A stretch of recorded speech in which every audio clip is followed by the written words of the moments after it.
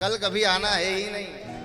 वो तो भाग्यशाली थे परीक्षित जी, जिनको कम से कम ये तो पता था कि 7 दिन तक मैं मरने वाला नहीं हूं। आपको हमको तो ये भी पता नहीं कि हम 7 मिनट भी जिएंगे कि नहीं जिएंगे। कितना चल रहा है, थोड़ा सा दर्द होता है, थोड़ी सी पीड़ा होती है, अस्पताल ले गए इतने। जय श्री कृष्ण। कितने मनोरथ बना के रखे थे, बोले ये नवरात्रि, इस नवरात्रि में तो कुछ हो नहीं पा रहा है, बड़ी दौड़ भाग है, काम ज्यादा करना पड़ता है, अगली नवरात्रि में ये करेंगे, अगली नवरात्रि में ये साधना कर लेंगे, अगली नवरात्र में उपवास कर लेंगे। भैया संकल्प हो आज कर लो। कई लोग सोचते बोले अभी कहाँ उम्र हमारी खाने पीने की उम्र है, 50 साल के होंगे फिर सोचेंगे चलो अब व्रत उपवास करते हैं। पता लगा डॉक्टर साहब ने कह दिया कि महाराज आपको शुगर की बीमारी हो गई है, अब भूखे रहना बंद कर देना। बोले कभी रहे ही नहीं भूखे, नहीं रहे इसीलिए तो ये स्थिति पर पहुंचे हो। आयुर्वेद कहता है महीने में 2 दिन उपवास करो, शरीर स्वस्थ होगा। बड़े बड़े प्लांट्स होते हैं ना, उनमें सप्ताह में 1 दिन और ऑयलिंग होती है, एक शिफ्ट बंद होती है, 3 शिफ्ट में प्लांट्स चलते हैं तो एक शिफ्ट को बंद करते हैं। वैसे शरीर भी पूरा यंत्र है भीतर से, इन यंत्र की शुद्धता करो, शरीर अच्छा होगा, सब अपने होंगे। अस्वस्थ हुए 1 महीने के बाद कोई मिलने आने वाला नहीं है। महीने भर तो इतने लोग आएंगे कि आप भी हैरान परेशान हो जाओगे। महीना भर निकला फिर आप विचार करोगे कि वो नहीं आए, वो नहीं आए, ये नहीं आए, वो नहीं आए। शरीर स्वस्थ, अपने अपने जीवन को अच्छा रखो बस, और जेब में थोड़ा अच्छा पैसा रखो। गुड हेल्थ और गुड वेल्थ, अच्छा पैसा और अच्छा स्वास्थ्य, ये 2 चीज होगी तो आपकी पूछ परख है, ये तो कुछ भी। और गुड वेल्थ कैसे होगी, धन अच्छा कैसे होगा, बोले मन अच्छा होगा तो धन अच्छा होगा, नहीं तो चारों हाथ पैर से आदमी, इसका भी आ जावे, उसका भी आ जावे, वहां से भी मिल जावे, वहां से भी मिल जावे। ऐसा धन बुद्धि बिगाड़ता। धन ऐसा हो जो आपका मन भजन में लगावे। खाली किताब पढ़ने से कुछ होने वाला नहीं है, विवेक की आवश्यकता है तब हो। और वो विवेक किसी दुकान पर नहीं मिलेगा। नरसिंहपुरा में पाल से शुरू करो, निकल जाओ, किसी दुकान पर मिलने वाला नहीं। अगर मिलेगा तो एक ही जगह, बोले शास्त्र में, सत्संग में। बिनु सत्संग विवेक न होई, बिनु सत्संग विवेक न होई, बिनु सत्संग विवेक न होई, बिनु सत्संग विवेक राम कृपा बिनु सुलभ न सोई, राम कृपा बिनु सुलभ न सोई।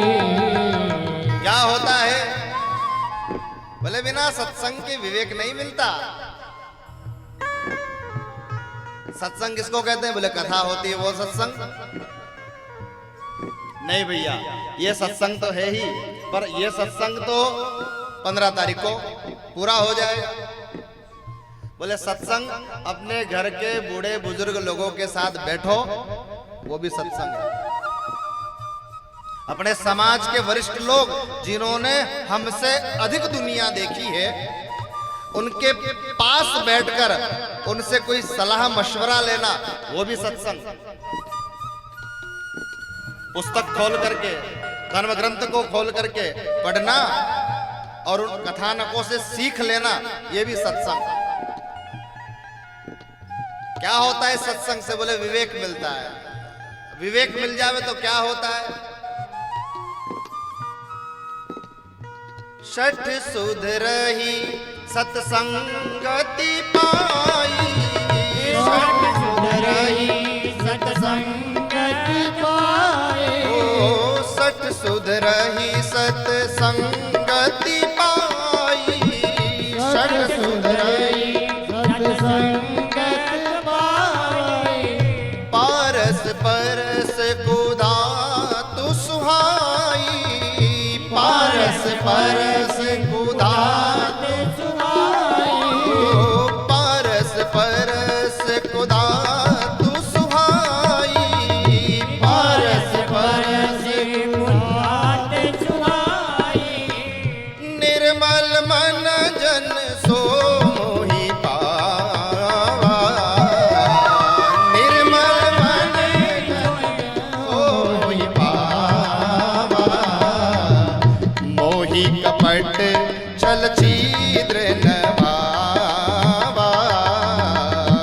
मोही कपट छल छीक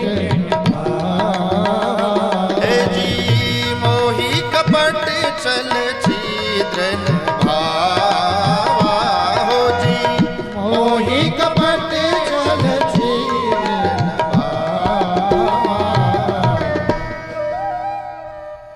बोले शठ सुधर जाता है, मूर्ख सुधर जाते हैं।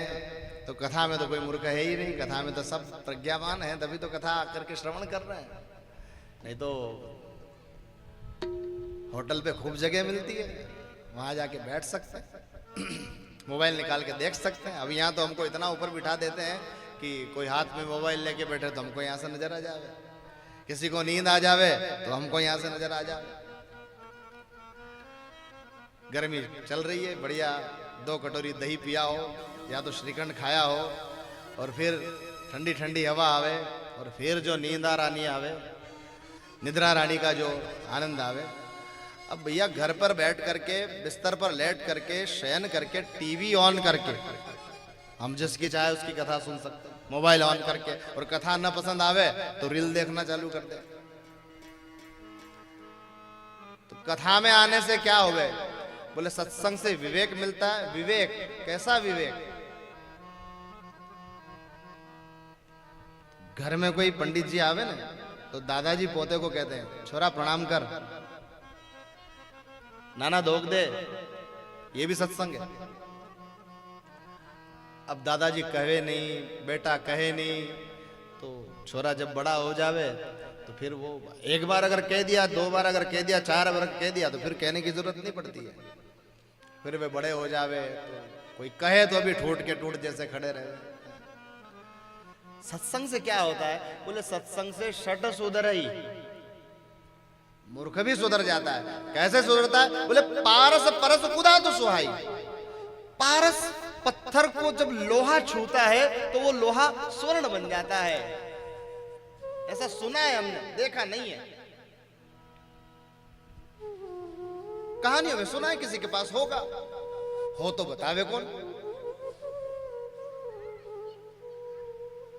पारस परस कुधातु सुहाई। जैसे पारस के स्पर्श से लोहा स्वर्ण बन जाता है, वैसे सत्संग से व्यक्ति के मन में परिवर्तन आ जाता है।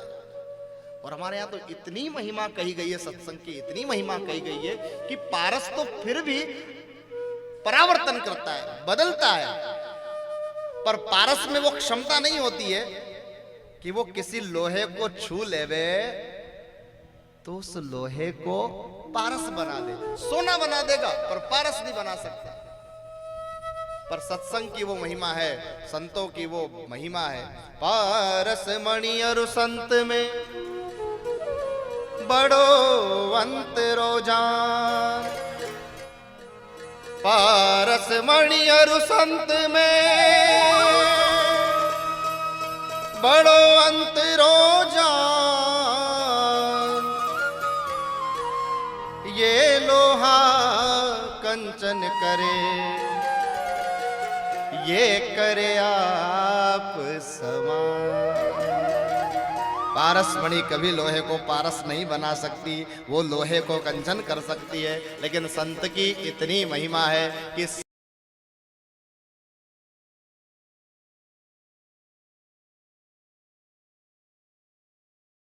की महिमा है। इसीलिए कहा गया है तात मिले पुनिमात मिले, सुत भ्रात मिले जुगती सुखदाई। राज मिले गजबाज मिले, सब साज मिले मन वांछित पाई। लोक मिले विधि लोक मिले, पर लोक मिले वे कुंठ ही जाई। और सुंदर और मिले सब ही सुख, सुंदर और मिले सब ही सुख। जग संत समागम दुर्लभ भाई, संत समागम दुर्लभ भाई। माई बाप मिल जाते हैं, सुत भ्रात मिल जाते हैं, भाई बहन मिल जाते हैं, अगर ज्यादा पैसा हो तो कई सारे गोद रहने को आ जाते हैं। 65 साल की उम्र में भी धन हो तो ब्याह हो जावे, संताने गोद रह जावे, बेटे मिल जाते हैं, माई बाप मिल जाते हैं, सब कुछ मिल जाता है। तपस्या करो, साधना करो, पुण्य करो तो वैकुंठ मिल जावे, स्वर्ग मिल जावे, हाथी घोड़े रथ सब मिल जावे। लेकिन सब कुछ सुलभ है इस जगत के अंदर, सत्संग का मिलना बड़ा दुर्लभ है, बड़ा दुर्लभ है। इसलिए ये नवरात्रि महत्व की है।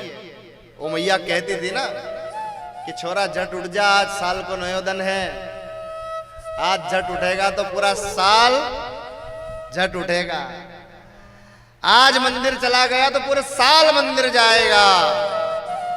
इसलिए भैया आप सब लोगों का बहुत, कथा में तो लोग आएंगे ही, दूसरे दिन आवे, तीसरे दिन आवे, भले पांडाल भर जावे, लेकिन जो आज आए हैं उनका इसलिए महत्व है, आज कथा सुन रहे हो तो पूरे साल कथा सुनोगे, पूरे साल भगवान का